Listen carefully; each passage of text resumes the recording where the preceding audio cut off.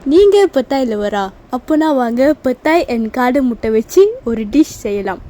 தேவையான பொருட்கள்: பெரிய வெங்காயம், சின்ன வெங்காயம், பூண்டு, இளமஞ்சள், ஊசி மிளகாய், பச்சை மிளகாய், பத்தாய், காடை முட்டை, காஞ்ச உடாய், சீனி அண்ட் உப்பு. எண்ணெய் சூடான பிறகு காடை முட்டை போட்டு பொரிச்சிக்கணும். முக்கியமாக சட்டி மூட மாட்டாலே எண்ணெய் தெரிக்கும். முட்டையை நல்லா ஒன்றும் பாதியமாக பொரிக்கணும்.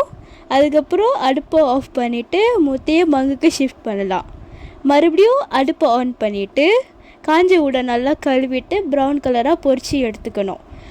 அடுத்து சாப் பண்ணி வச்சுருக்க பெரிய வெங்காயம், சின்ன வெங்காயம், பூண்டு, இளமஞ்சள், ஊசி மிளகாய், பச்சை மிளகாயை எண்ணெயில் போட்டு வதக்கணும்.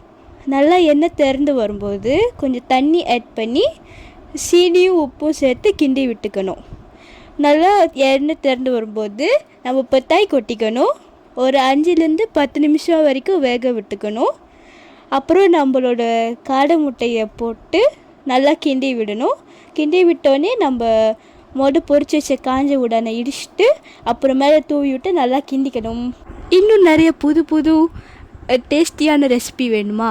அப்போது வாங்க ஆர்கே மக்கா மக்கா ஸ்குவாடை லைக் பண்ணுங்கள், ஷேர் பண்ணுங்கள், கமெண்ட் பண்ணுங்கள், சப்ஸ்கிரைப் பண்ணுங்கள். Happy drawing.